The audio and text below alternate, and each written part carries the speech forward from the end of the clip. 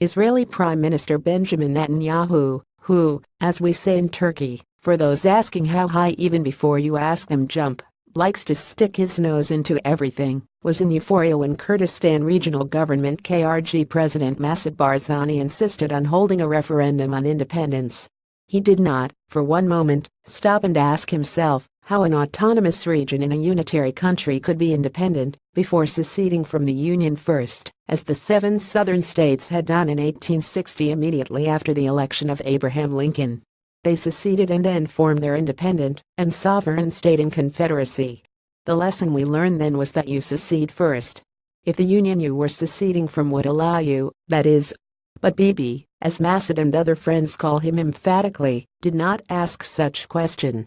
His people provided fresh Israeli flags to Massoud's people to wave during the polls. Yes, some sources reported that he asked to tone down the celebrations of the KRG referendum in Israel later, but even then his eyes were bright as he was addressing the U.S. Congress.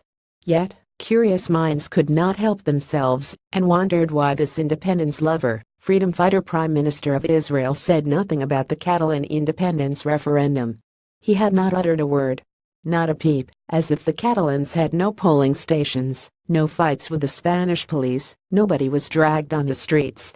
Mr. Netanyahu totally ignored the independence referendum in Catalonia. Well, let's be truthful, Netanyahu spokesman David Keyes actually uttered the word referendum when he asked reporters to go to the Israeli Foreign Ministry and ask their questions there. When reporters did that, all they got from the spokesman was "we see it as an internal Spanish matter." It is not that the Israeli government heard the Catalan independence when they had already held a referendum on it.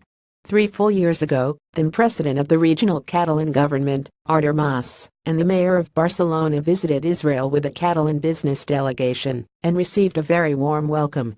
Then President Shimon Peres and the finance minister spoke about Catalonia's process of building its own state. The Jerusalem Post reported that according to the Spanish newspapers, the regional Catalan president did not want the Spanish flag at the meeting, and the 2 presidents had 2 Israeli flags on the stage. Whatever the case, Netanyahu's coalition government accorded a visit head of state status to the president of the regional Catalan government. Catalan officials kept saying that Israel and Germany would be key to the initial financing of an independent Catalan state. A Barcelona judge repeated this statement 2 years ago, but the archives do not have any denial or a request of correction neither from the Israeli nor German governments. Which reminds us the problem we are having on this issue with Germany.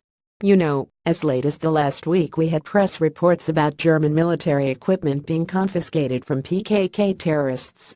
The PKK has been recognized as terrorist organization by Germany, and many German courts delivered verdicts accordingly. Yet, Turkish security forces continue to find brand new German arms and other military equipment in the PKK's hideouts. On the other hand, the very same German government said, as the drama unfolded in Barcelona, that separatism was not the answer. Oh, Kurdish separatism is not an issue, because, according to many members of the German parliament, Kurdish people are a stateless nation and they have all the rights to start an endless war among the Iraqi sects, ethnicities and clans which can easily spread all over the neighboring countries. But Catalans cannot have their independence, because their independence is separatism. Netanyahu might not like the Catalan people for they had not waved Israeli flags. And perhaps he likes the separatist movements in Iraq because they have the potential to start early the Armageddon that he needs for his plans on Greater Israel.